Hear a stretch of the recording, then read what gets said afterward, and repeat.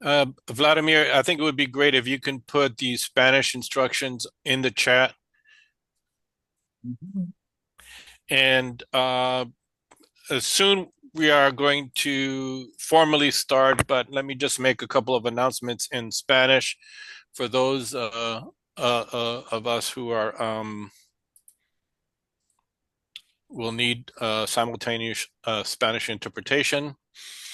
Si desea escuchar la presentación en español, hay 5 pasos. Paso número 1, por favor, busque el botón Interpretation en el parte inferior de su pantalla Zoom. Parece como un icono globo.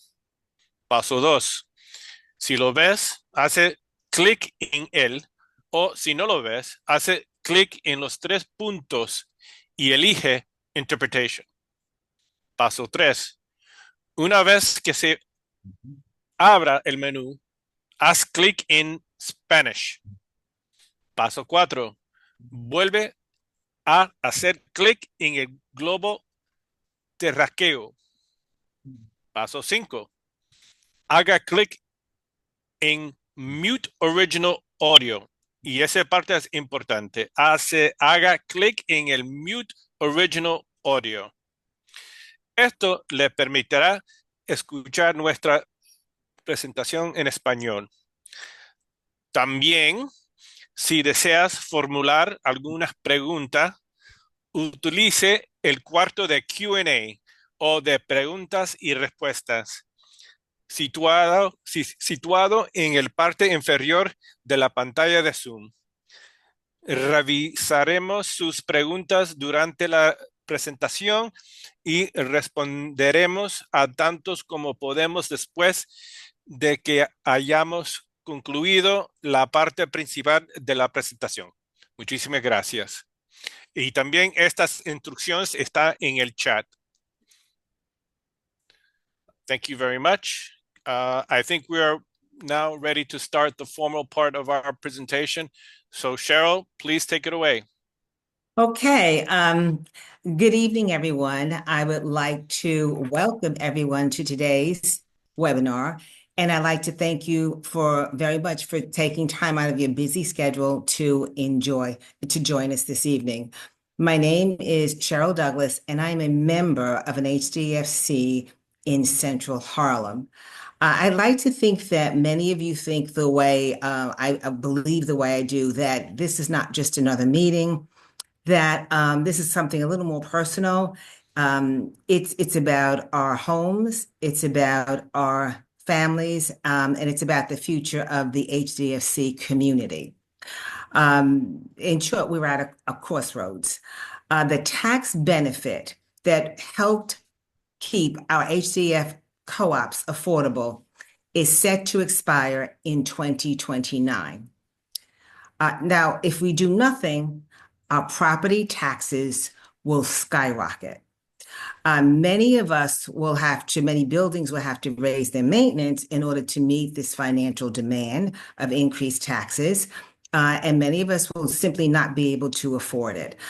Some shareholders may have to sell their homes, and some buildings could be lost altogether. But let me assure you that all is not lost. We have a solution. That solution is the Jackson Taylor HDFC Self-Determination, Preservation, and Affordability Act, a bill introduced by our good friends and supporters, New York State Senators Robert Jackson and Cordell Clear, and Assembly Member Al Taylor. This bill will permanently secure our tax relief for HDFC co-ops and ensure we can keep our homes. So what are we going to cover tonight? What are we going to talk about? Well, we are going to talk about 3 key questions. We're going to address three key questions. The first one is, why is this important? And why are we doing this now? Well, in addressing this question, we're going to talk about the dangers ahead if we don't act, if we do nothing. We're also going to talk about tax benefits when they expire and how the damn tax expiration has already affects our ability as HDFC co-ops to borrow money and to refinance. And I can personally speak to that because our building has been trying to seek financing for some time. It was very difficult for us to get the amount of money that we needed to make capital improvements.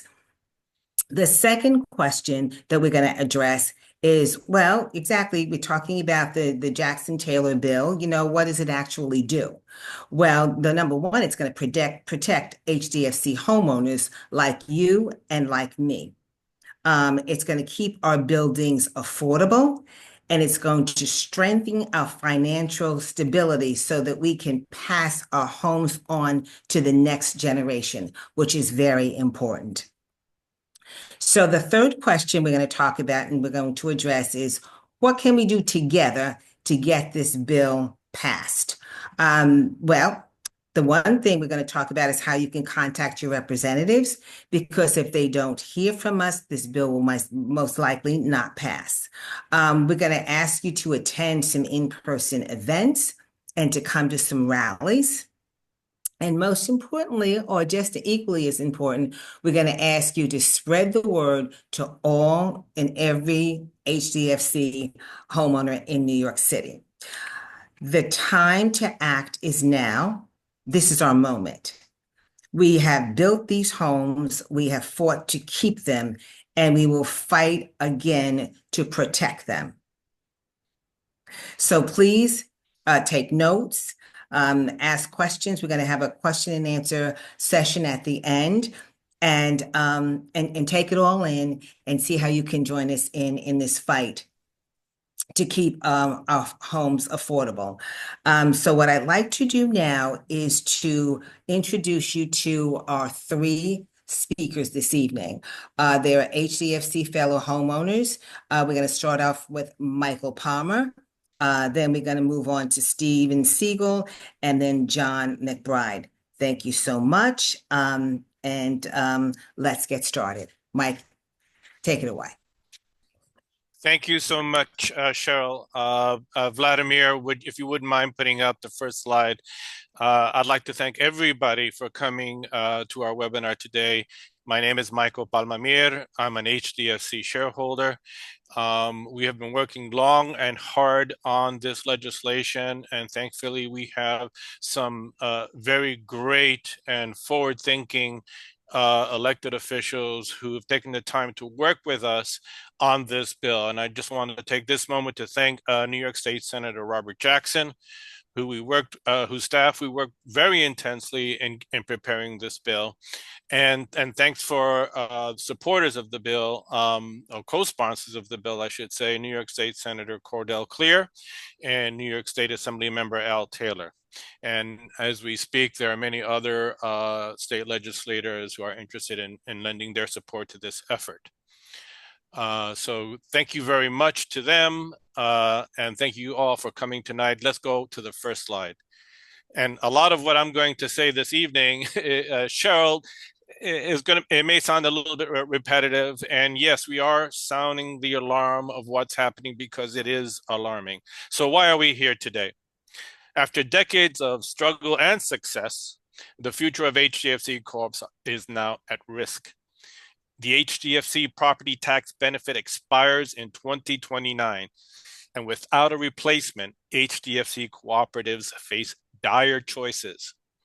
Increased maintenance to pay for dramatically higher property taxes will force homeowners with the lowest incomes to in more probability to sell their homes. It risks financial disaster and loss of home ownership. And HDFC homeowners could become renters again in their own buildings. And this has certainly happened to some HDFCs, not because of the expiration of damn tax, but buildings that have gone into third-party transfers. This impending tax benefit expiration already impacts our ability to obtain lending and refinancing, and Cheryl just spoke about that. So we must act now to protect our homes and the HDFC community. Next slide, please. So what happens if we do nothing? Well, major tax increases, higher maintenance, financial strain. The economy is already tough for HDFCs, and it's going to get only tougher. And we certainly do not need to lose our tax benefit to make it even more difficult. Many HDFC homeowners will be forced to sell and lose their homes. We spoke briefly about that. Most HDFCs simply will not survive if forced to pay full property taxes. HDFCs that fall behind on taxes, water bills, and repairs could be foreclosed on, and homeowners would lose their equity. The city or a developer would take over, and former shareholders would become renters all over again without any ownership. Affordable home ownership and generational wealth will be lost. This is avoidable if we act now. Next, please. So what happens if we win? What happens if, with everyone's help, your help and ours and our legislators, if we are lucky enough to pass this law, HDFCs get a permanent tax benefit and avoid financial disaster. HDFC co-ops stay affordable, stay stable, and financially secure. HDFC homeowners' rights and hard work are recognized and respected. We preserve our generational wealth. We can pass our homes on to our children, who will not have to leave their family home, and that there won't be an income test for children of current owners. Victory means security for our homes and our families.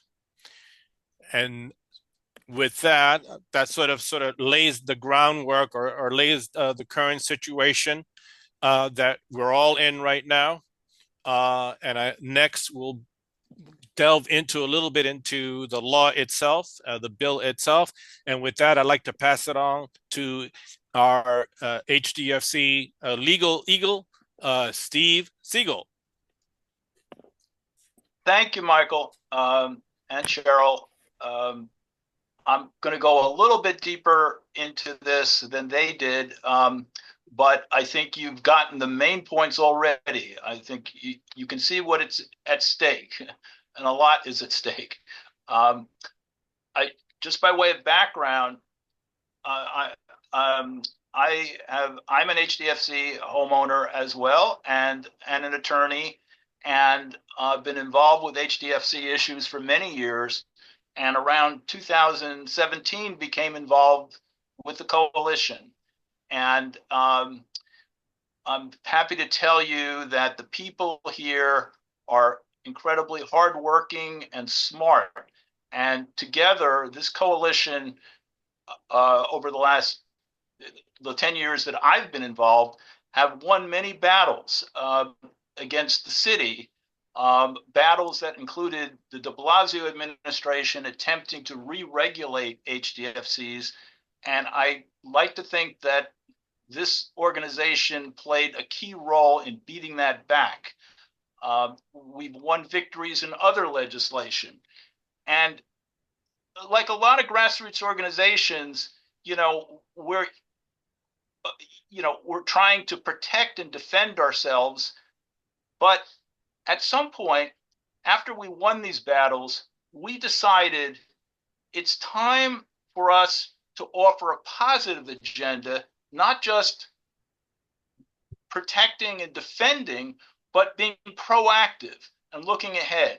We're all acutely aware of this deadline, the 2029, in which our tax benefits expire.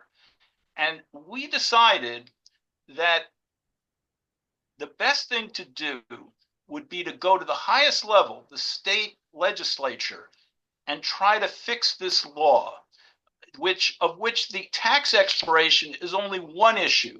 There are other issues too, issues where many of us, including myself, are completely confused about our rights and obligations as homeowners under this program.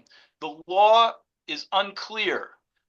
So we decided, let's try to do our best to develop concepts for legislation that would reform the whole program in a way, and find legislators who would help advance our concepts. And we, I think, are incredibly lucky to have found Senator Jackson and Assembly Member Taylor, who we worked with closely in collaborating and providing input on this bill. And we think this is a great bill. We think it does so much more for the HDFC community than just the most important thing, which is to assure a permanent tax benefit in 2029. So with that, you'll notice that the title of the bill calls itself the HDFC Self-determination. That's the first words, because, you know, over the years, what we've unfortunately experienced is the city trying to take away our rights and trying to essentially make decisions for us or re-regulate us.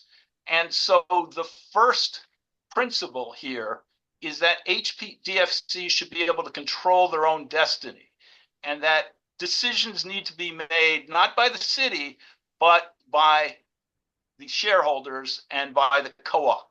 And so in terms of charting the way forward, it's really important that and unfortunately the legislators have agreed with that concept. The second, of course, the second overriding principle is preserving affordability, and which is based on obviously getting the tax benefit. And I'm going to spend a few minutes going into what the tax benefit actually means. It will be an enhanced tax benefit that's more than the current so-called DAMP exemption now. But before I get to that, I just wanted to say that, again, the principles of self-determination, affordability, and ensuring that the buildings are financially stable and are and sound are the principles that we try to kind of bake into this legislation.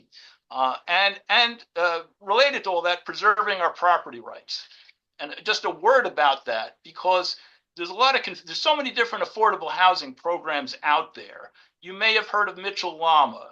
You may have heard of other programs. And the thing about HDFCs is, as was mentioned, we have private financing. We rely on private financing in a way that other affordable housing programs do not. And that's tied into our property rights, because getting a share loan or getting an underlying mortgage ensures our equity. So that's part of the overall design of this, is to ensure that we can continue to get private financing and can continue to have an equitable stake in the building. So the one aspect to this, in order to get these benefits, the legislation does provide that we have to agree to income limitations, as we have for the last 40 years of the program. And this legislation continues the income limitations that have been in effect. Many of you may know that when you first bought the building from the city, there were limitations that were imposed either through the deed or through what's called a regulatory agreement. But the majority of HDFCs, those provisions have expired, and that's led to a certain amount of confusion. But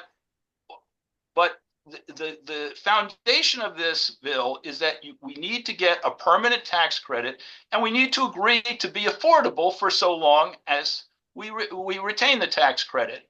And the affordability guidelines are the same as what they have been. I won't go into the details of the mechanics and the formulas, but we are continuing those guidelines. One other provision of the bill is that it requires us to certify to the City of New York in each year that we are conforming to that. And to be honest, we're advocates, but we want a good bill that has a reasonable chance of passage. And we think it's a fair and balanced bill that will allow the stakeholders and others in the community to support this bill, because they will perceive that there is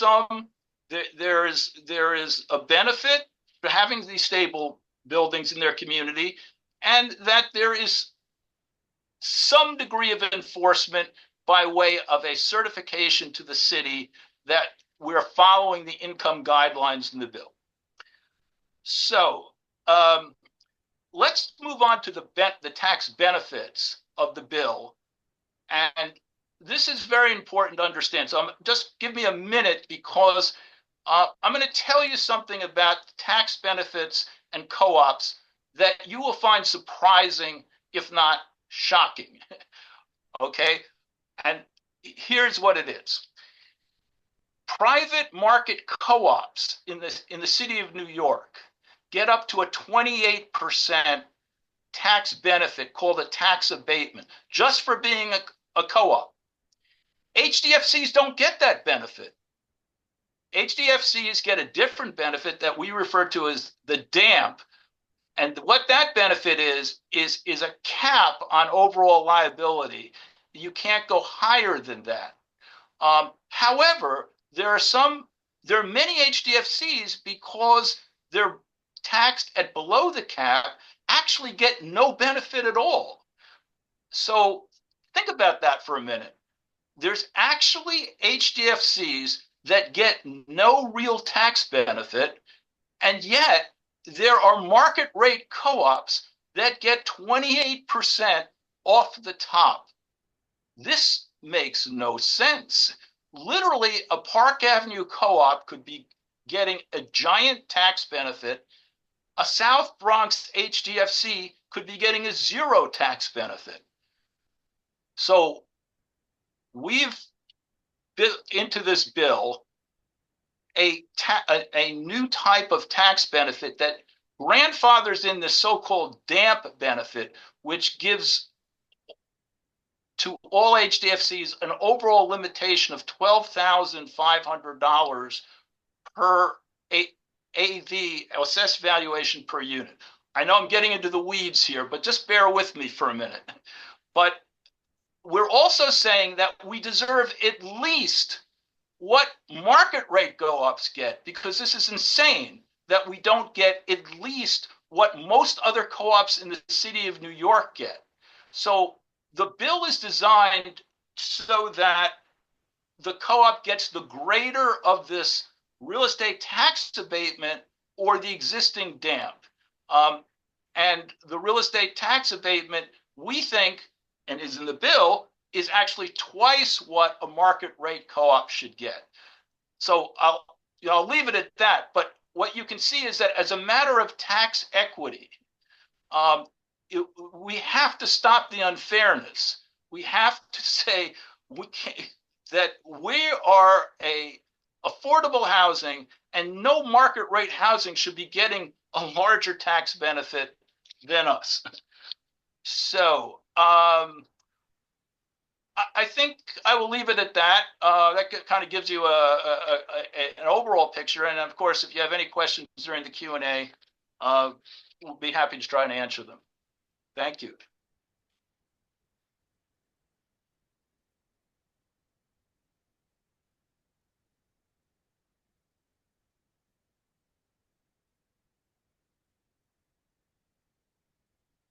Hi.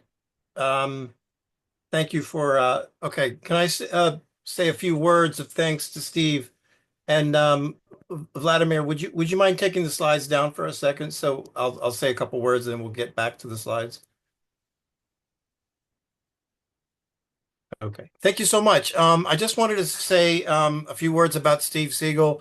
Um, he's just an amazing attorney. He's been volunteering on a pro bono basis for the HDFC Coalition for years, and we just wouldn't be here tonight to talk about this bill without him. And he's been also a key player in the past. Um, he helped us to get local law 64 changed in 2019. That bill was the one that dragged our private homes and HDFCs into HPD's housing portal, where we were required to register our homes each year and be fined between $1,000 and $2,000 per month for not registering our homes on a city government website. So this actually became a law. We found out about it obviously too late, but then we got into gear and we worked with Steve Siegel, and we worked closely with City Council member Mark Levine, who is now our borough president, and he's also now running for city comptroller. So hopefully we'll remember him come election time. And so Steve was really key in helping Councilmember Levine understand these issues and to get that bill in and to get the law changed. And this time he worked very closely with Senator Jackson's staff for them to understand what the issues are, because they are kind of complex, and to understand the simple problem that our tax break is expiring, and this is a huge problem that has to be addressed.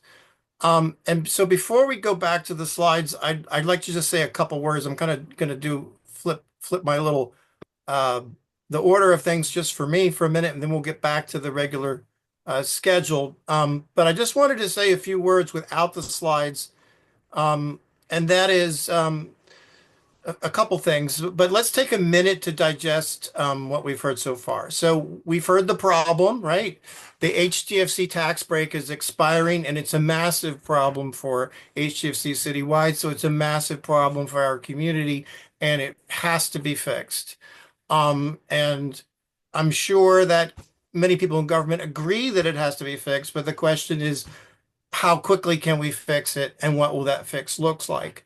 And as Steve said, we decided it was extremely important for us to be proactive and not to wait for somebody else to come up with what could have been a crazy solution, like with what happened with the regulatory agreement fiasco, where we had to fight City Hall. And we won, but these fights are not easy. So now on the table, we have a solution. We have a great bill in Albany that's been introduced in Albany to fix the problem. However, now we have a challenge, because the bill won't pass without massive support from the HDFC community. And we need to build that support to a huge wave of voters very, very quickly. So how do we build that wave, right? We know we need to organize quickly, very quickly. We need New York State legislators to support it, and that will be clear if they put their names on these bills as co-sponsors by mid-May, right? So the first thing that happened is New York State Senator Robert Jackson introduced his bill in the Senate, New York State Senate, in January. And Al Taylor, the Assembly member Al Taylor, with the other house in Albany, he introduced his bill. And our first co-sponsor is on the Senate side, Cordell Clare. But we need tons and tons of elected officials to jump on these bills and want to to pop up as co-sponsors quickly. And the way they do that is for us to make them want to do it. So how much time do we have, right? We're told that we need to get massive support in Albany by mid-May, because by June, the legislative session is over in Albany. So that only gives us about 2 months. It's March 13th, it'll be April, it'll be mid-April, and it'll be mid-May. So what do we do, and how do we do that? So the meeting tonight is the first stepping stone towards our goal of getting this bill passed. We are using the newer technologies of the digital world to reach you tonight. We've sent out e-blasts. We have a website that I'm going to show you for a couple seconds in a minute. We have social media. And tonight we're all together on a Zoom webinar. These online technologies are great to create a spark. And contacting your elected officials, our elected officials, by email is a great start. But tonight we're all together, but we are all sitting at home. We're together, but we're only virtually together, right? So what is this webinar? We've got a dramatic situation. We have this tax break that is going to expire very soon and put us all in a terrible, terrible situation with our co-ops, which are our homes. So we've got a dramatic situation, but it's not a movie, right? We've got information, but it's not a documentary that we just watch because it's interesting. The webinar tonight has multiple objectives. The first objective is to inform the HDFC community. And I think with Sheryl and Mike and Steve, I feel like we're doing a good job in this webinar right now of that. Now we want to empower the HDFC community, and knowledge is power. So hopefully the information we've given you tonight and the information you've gotten through emails and e-blasts, that's already empowering you, right? But that's not enough. So we also need to organize the HDFC community tonight. We need to organize in a way that focuses our energy in the most effective way to win this fight. And so we can take action in a way that gives us the best chance of success. So again, tonight's meeting is just the first stepping stone. I have to be clear, we need lots of volunteers to sign up tonight from every HDFC neighborhood. We need groups of volunteers to flyer HDFC buildings. That's how we've been able to get hundreds of HDFC folks out to all of the big meetings that we've had in Uptown Manhattan and also in the Lower East Side. We've done this multiple times, and we've filled up theaters and meeting spaces, and this is what politicians notice. Not everyone uses the internet, and not everyone who does use the internet actually reads their emails. We have to flyer the buildings for the next large in-person meeting to get hundreds of people out. And I'll let you in on a little secret. It's actually a lot of fun to team up with fellow HDFC people and hit the streets and tape flyers on the front door of HDFCs. We give you the addresses and the flyers, and it's a great feeling to meet new people and feel good that you're actually involved in building that wave and on the way to saving your building, your family, your community. So one of the key objectives for tonight is not just to be informed and then turn off the computer or the TV, right? It's to sign up as many of you as possible as volunteers. If we can't do that tonight, we can't flyer the HDFCs, and we won't get a big turnout at our first in-person meeting. And Michael will say a few words about that in a few minutes. That's most likely going to be later this month in March, but Michael will talk about that.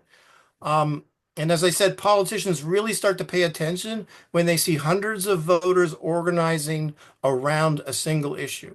So the upcoming in-person meetings and in New York City and a rally in New York City are things that we have to do if we're going to build the wave of voters and win this. We will have to get out of the house and onto the streets. And at the first in-person meeting, we will have postcards to fill out to send to elected officials like we have done in the past. We'll update everyone on the status of the fight at that in-person meeting, whatever the most recent news is, who's hopefully, we're going to have good news about additional elected officials co-sponsoring the bills, et cetera. And we'll help you meet people from HDFCs in your neighborhood so you can work together. It's a great way to make friends. It's a fantastic feeling. Because we will need to put out flyers at buildings again for the future events after that, right? There won't be 100 events between now and mid-May. There won't be a lot, but there'll be a few, and each one is incredibly important, and each one is a bigger stepping stone, one after the other, to grow and grow and grow bigger and bigger this wave. So the goal is to make the 2 in-person meetings, and then the rally bigger and bigger, bigger, until it becomes the wave that Albany can't ignore, and that energy will help the bill pass. So that's the general idea. We need you to volunteer tonight, and I'm going to show you how in a minute. And if we can't get enough volunteers tonight, then we won't be able to maintain the momentum that we can all feel here tonight. We've not only got to keep this momentum alive, we've got to build on it and grow it, and we've got to do that very, very quickly. There are thousands of other important issues that are competing for the attention of elected officials, our state elected officials, and our governor, obviously. And the trick is maybe to not only have a good bill, and I think Steve and Senator Jackson's people have done an amazing job with that, but also for us as an HDFC community and active voters and people that are willing to be politically active, for us to all make such a commotion and show Albany that so many voters want something, that suddenly the elected officials realize that it's better for them to support the bill and make us, the voters, happy than to ignore it. And frankly, most bills are completely ignored, not because they're all bad ideas, but because the elected officials are just too busy with the other bills where people are making a lot of noise about them, right? Just a couple words about layers of outreach. We've got some digital tools that we've made to help you reach out electronically to elected officials, and we will show you very, very quickly tonight how these tools work. I'm just going to do a couple clicks so that if everybody if anyone's a little unclear, it'll be easy to see. Even though we can't win this whole fight to get the bill passed by sitting at home with our laptop computers, elected officials do expect to get a lot of emails for a hot issue. But the funny thing is they also want to get much more than just these emails. They expect that if something big is going on, they will get phone calls from voters at their district office in New York City and also at their legislative offices in Albany. So phone calls are very, very important, and we will be emailing you all names and phone numbers soon for elected officials for you to contact. And please take a second to remember, you can call more than once. You can call to follow up. If you live with your partner in your HDFC, your partner can call too. You're not limited to one person, one phone call per apartment, or one email or one letter per apartment. Your neighbors can help and get involved. They're voters too. Um, you can call to follow up after your first call. You can call to email to follow up after your first email. So if the numbers of emails and phone calls start to get big enough really quickly, then the elected official will start to notice. So let's switch to what you can do in person, right? It's again, as I said, it's important to join our upcoming in-person meetings and an upcoming rally for the bill. We're going to get you that information very soon and very quickly because we don't have a lot of time, right, with 2 months. But you can also call the district office for your state senator. That's the office, not in Albany, right, but in your neighborhood, or more or less nearby, right? And you can call your district office for your state senator and your state assembly person, ask for a meeting with the elected official and their staff. Maybe you will only be able to get a meeting with a staff member. That's okay. If you call up and say that your HDFC board of directors and shareholders in your building would like to meet with them, now you've got a group of people, and that the office of that elected official will really take notice. Just a couple words about tone. There's no reason for us to be angry at any of these elected officials. This bill was only introduced in January. They haven't been ignoring the bill for years. So although you should tell them how extremely important this issue is to you and your community, there's no reason to be mad. We're trying to be persuasive, but make as many friends as possible. We're going to be putting I think I've already put the flyer in the chat tonight. It's a basic flyer. And we'd like to ask you to print that tonight and tape it up in your lobby. And you can also take a copy of that flyer with you if you go see an elected official in their office or wherever, because it has the bill number on it. You can take it with you to political events and talk to people. You can also talk to elected officials who may not be state officials. You can also tell your city council members that you want them to know that Albany needs to pass this state bill, even though it's a state bill, right? Let's cut. If I'm going to share my screen for just a couple minutes, I'm going to do some digital instructions for a minute or two. I'll keep that very short, and then I'll stop sharing that. We'll go back to the last few slides in the presentation, and then we're going to go to Q&A as promised. Okay, so I'm going to move this over here, and I'm going to share my screen very quickly. Sharing is not turned on. Send request. I sent a request to share. Can someone allow that? Yeah, Clayton or Vladimir, can you please see if you Okay. can? Yep. Okay, now I can share. Okay. Okay. All right, so my screen should be live now, and what you're looking at, right? So this is the kind of people power that's required to win. This is when we beat back the city. This is all of us at City Hall. Okay, so let's just go step by step. Again, digital isn't everything, but these digital tools allow us to create mailing lists and reach you. So if you haven't clicked and joined the mailing list, there's a banner right here in the bottom. You can click here, this green banner. Or if you don't see that, then you just go to the top of the page here. And right here, there's a click a button to join the mailing list. You click it. There it is. It only takes a second. So that's how you join the mailing list. Now, tonight, we were asking for volunteers. It's incredibly crucial that we get volunteers to sign up tonight. And that button is right under the mailing list. Click here to volunteer. The form comes right up. It's a few questions, and then you'll be on our volunteer list. And there are things to do if you're able-bodied and can flyer buildings, and there are other things that you can do if you're not physically able to do things like that. Then right here, we're also in desperate need of funds. We're paying for things out of our own pocket. We've got a few donations over the last day or two, and we are so appreciative. We're still going to need more, but that link is right at the top. You click that. That's going to take us to the GoFundMe site. And we really appreciate your donations. And look at this. Michael Palma has donated $400 all by himself, and he's one of the founders. So you can see that we're not making money. We're putting money in, not taking money out. And then for flying the buildings, it's incredibly easy. Right on top here, I put this list of HDFC co-ops. You can just click here. The list comes up in a second. And this is pretty much all the HDFCs in New York City. I'll make it a little bigger. And you can see this column is highlighted zip code because these are all organized by zip code. So if you just click on this list, you can scroll down to find the zip code where you live. And because it's organized by zip code, you'll see the buildings that are right nearby you. So that makes it incredibly easy to flyer.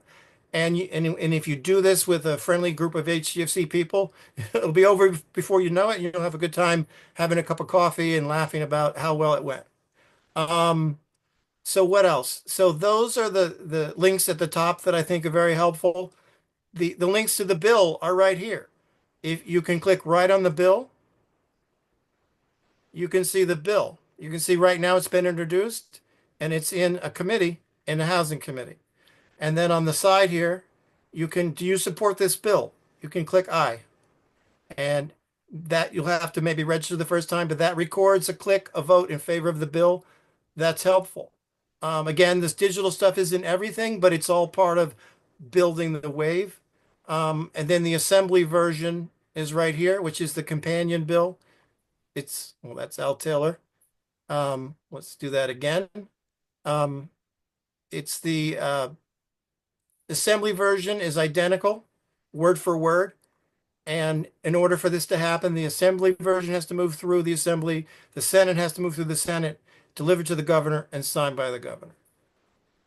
What else do we have? If you get one of our e-blasts, right, there's a little nifty tool we made. And if you scroll down and just where it says click this email link, if you click it, magic. So here is an automatically filled out email to 210 or so legislators in Albany. All you need to do is delete this, put your actual name, address, in there. And, I would recommend you type something personal and then you can click send. And that's, again, not everything, but it helps. And it's something very easy to do quickly. You can go to you can Google find my senator. You can click on find my senator. You can put in your address. You can find the senator that represents you in your area. You can go to find my assembly member search. Same thing. The format's a little different. You can find the housing committee in the Senate. Who's on the housing committee? Waiting for Google.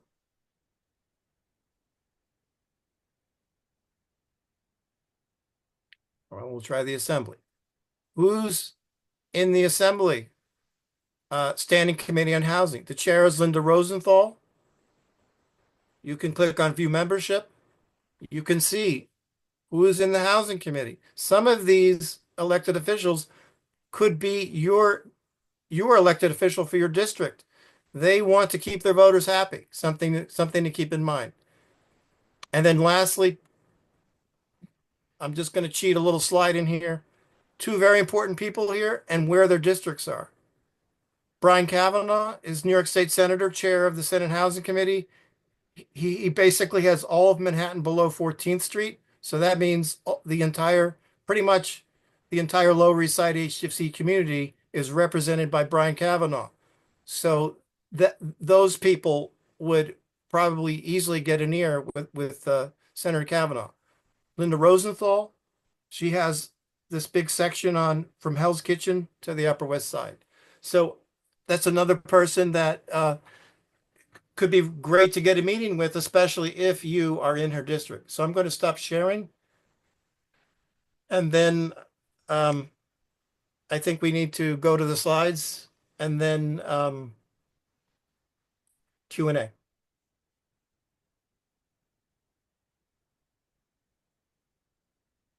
So the last slides are what can we do? We pretty much went over that. Who do I contact? Can we go to the next slide? Who do we contact? So here are those. So here are those folks we talked about. And then here's something you can say. Do you want to go to the next slide? So this is our call to action. We've gone over a lot about what the issue is, explaining the legal aspects of the bill, and I've talked a lot about organizing and outreach. So this is our fight. Let's win it together. Thank you.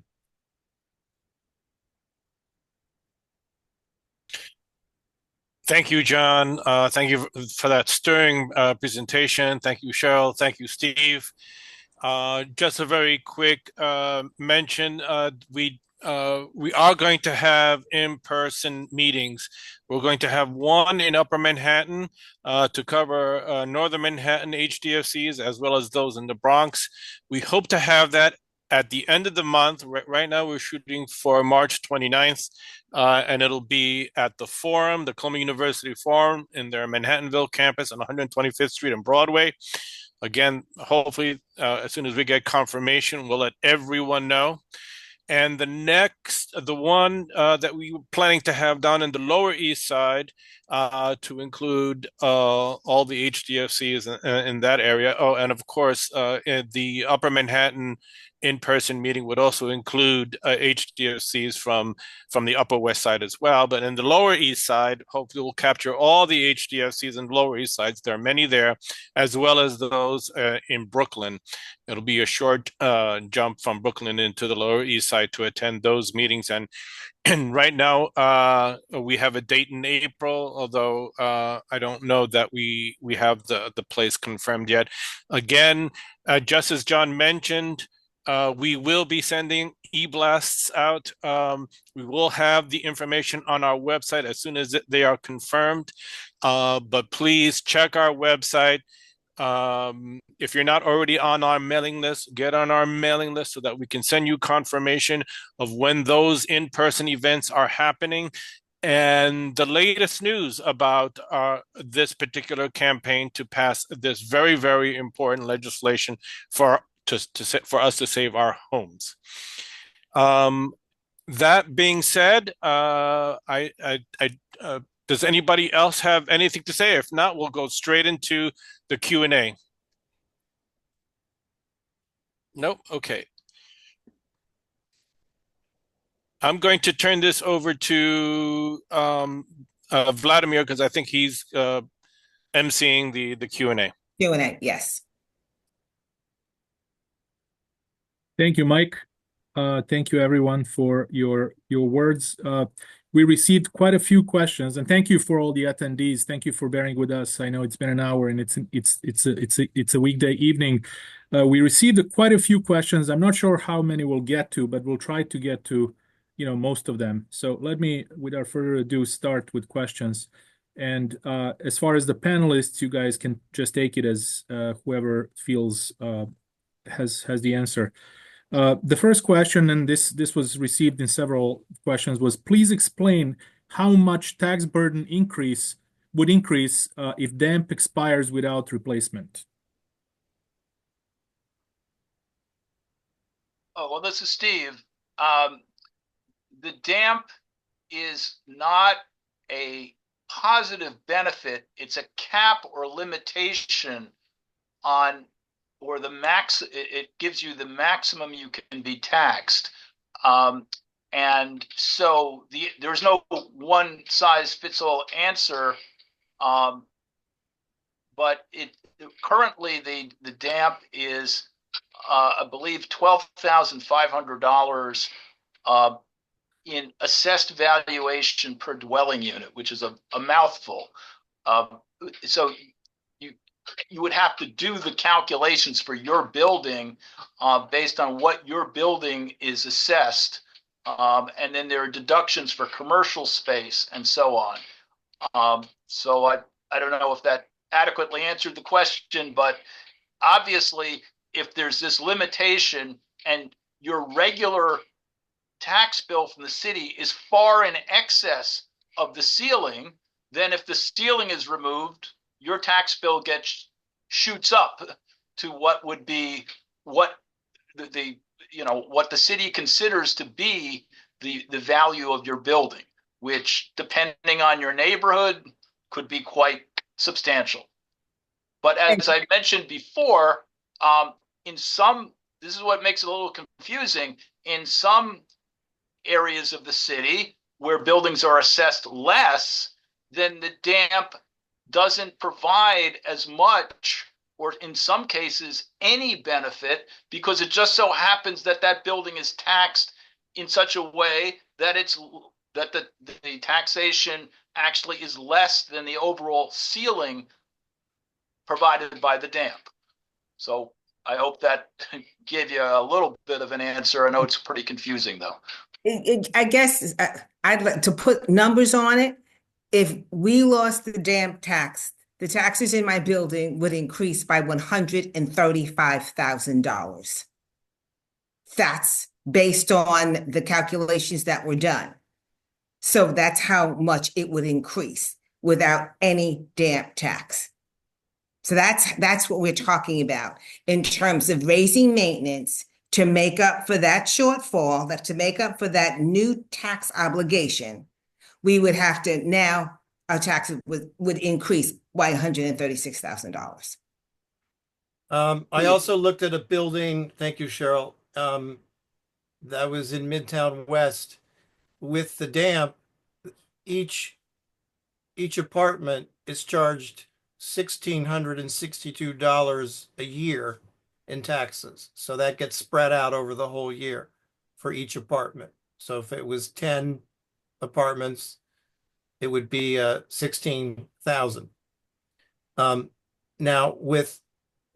in the Department of Finance records showed that if there was no tax break for this building, this specific building, they'd be paying over $8,000 per apartment per year.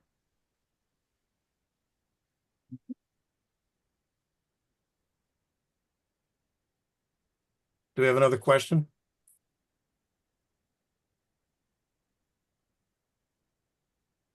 Yes, I apologize. I was responding to questions in the Q&A box. Okay, the next question is, in the past, there have been attempts to impose regulatory agreements on HDFCs that don't have them. Does this bill address that? Yes, it does, as a matter of fact. The bill is designed so that the city cannot go into a building that doesn't have a regulatory agreement and say, we're just going to re-regulate this building and impose all kinds of conditions on it because you're now receiving this tax benefit. We can do it. Remember, this bill is at the state level. So that means the city has to follow state legislation. And one of the reasons why we did it this way with the state is that since there's so many different levels of government, and of course the state level at the higher level, and the city has to follow it. So the short answer to the question is, when you get this permanent tax benefit, the bill provides that you have to be affordable and be within the income guidelines. Absolutely. And you have to certify to the city that you're in compliance with it in order to get the tax benefit, which is fair and reasonable. But the city cannot re-regulate the building and impose new conditions simply because you're getting this new permanent tax benefit. That's built into the bill. Thank you, Steve. There's a question that says, which government agency will we be petitioning this Jackson Taylor tax relief bill to, and where does the funding for these kinds of bill come from? Well, the funding is a tax benefit, and so real estate taxes are paid to the city of New York, and so the bill is requiring the city of New York to provide a benefit to HDFCs. So the money, in a sense, is foregone tax revenue from the city of New York that it won't be collecting because the state is telling them that they can't collect it. I think the other part of the question was what agency? Correct. The agency is the state legislature that's enacting the bill. They're the people in charge of whether this becomes law or not. Ultimately, HPD, when we talk about an agency, of course, has a role here, and the City Department of Finance has a role because they are the ones who collect the taxes. But first, we got to get the bill passed, and that job belongs to the state legislature. Yep. So just to go back to the first question that we asked, to explain how much would a tax burden increase, somebody in the Q&A said that their maintenance would go up by $1,000 if if damp expired without replacement in that particular building. So the next question is, what happens if the income changes after you purchase an HDFC unit? Well, the bill and current law only looks at income upon the purchase of the unit. And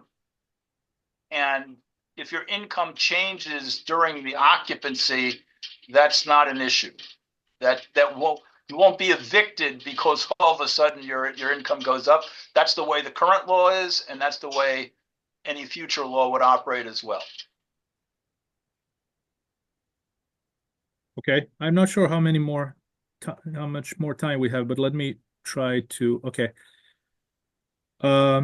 Please clarify the current tax reduction percentage and the proposed percentage. If current market co-ops get a 28% reduction of the state real estate tax, are you saying that we would get 56% reduction?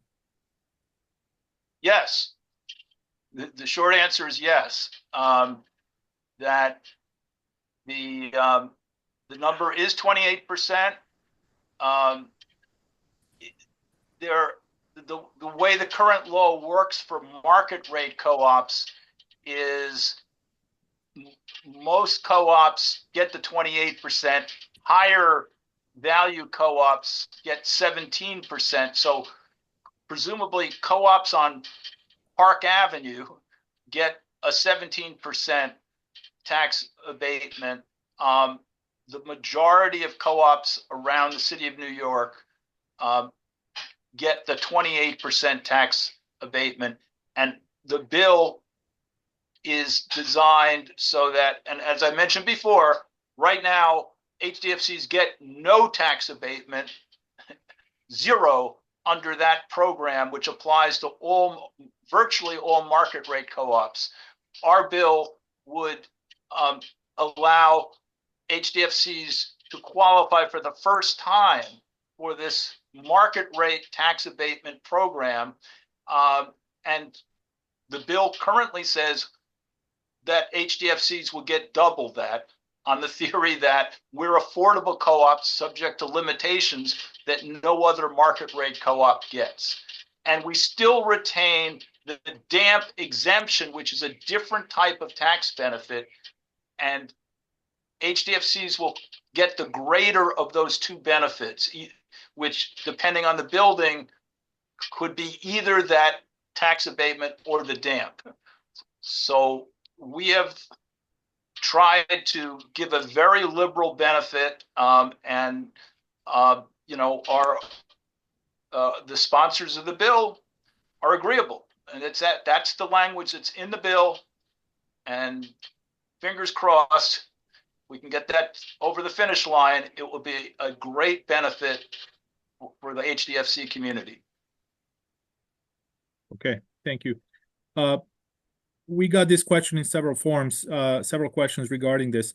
Are there implications for buildings that do have existing regulatory agreements?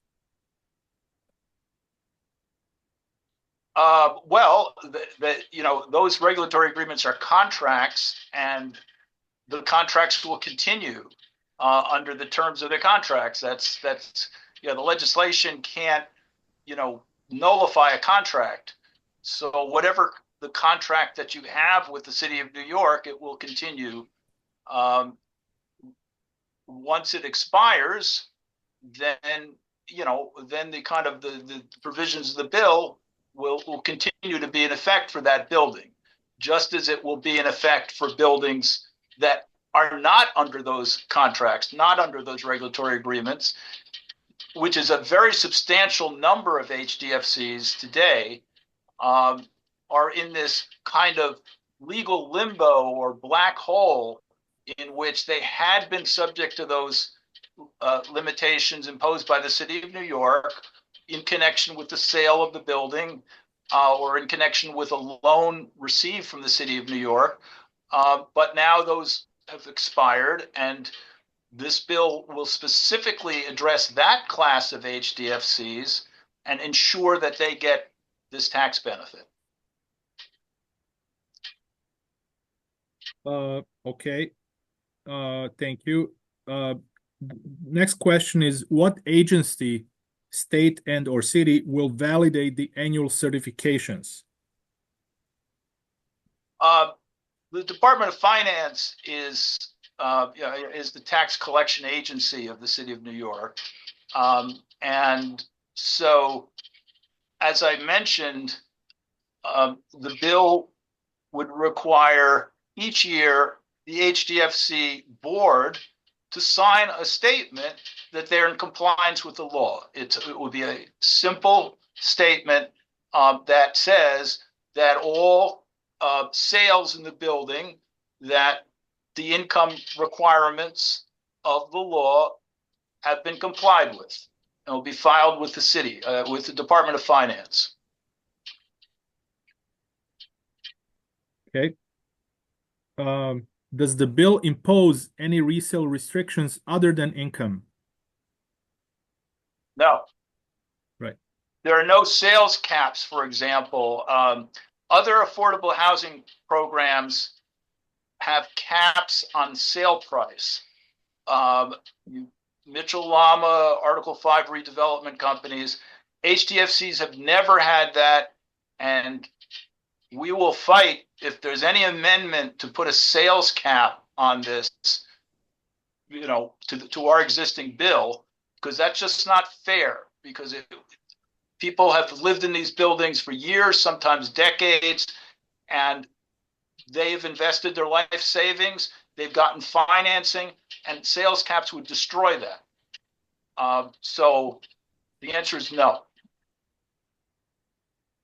Okay, I suggest we do one or two more questions because it's already 10 past the hour. And then we will take all these questions, great questions that people asked, and we'll try to answer them in our subsequent, events or maybe by email in the future. But let me ask a couple of more questions that are, specific. One says, what sorts of violation would allow HPD to revoke benefits? Oh, well, what I mentioned, this annual certification that the building is compliant with the income requirement, HPD does and would have the right to question that, and if there was a showing of willful noncompliance based on looking at the books and records, then at least a portion of the tax benefit could be eliminated or suspended. But the bill addresses that. There's kind of a due process procedure. There's kind of a statute of limitations which says they can't go back. I don't recall the number of years, but they can only go back a certain number of years.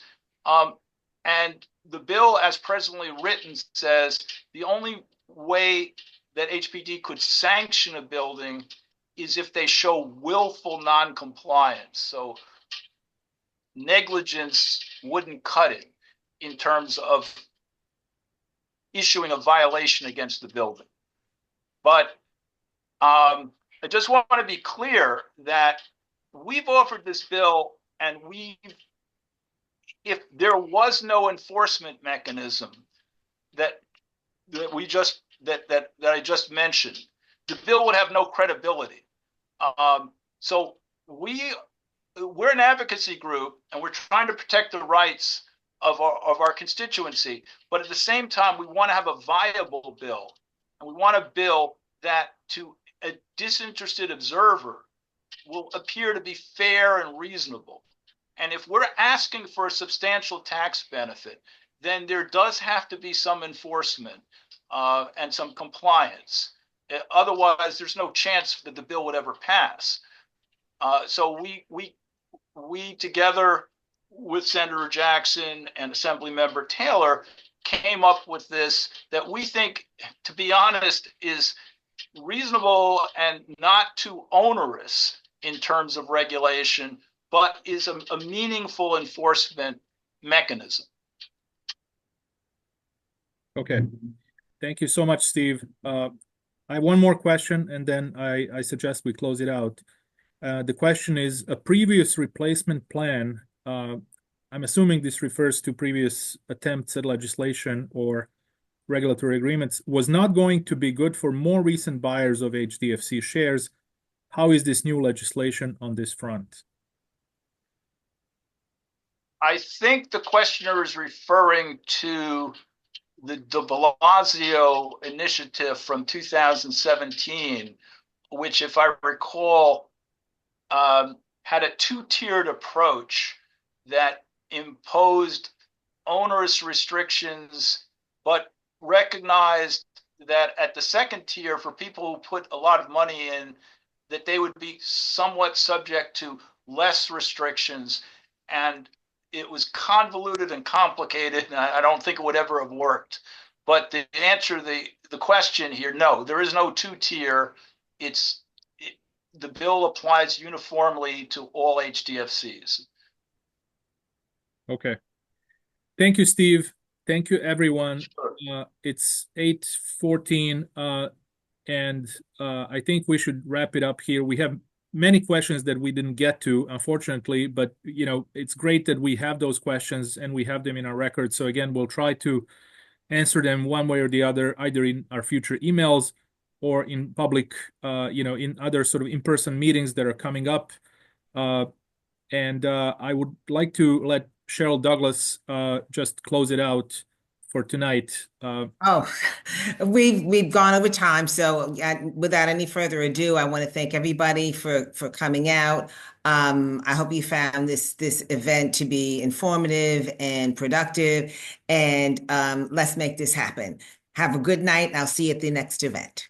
Thank you.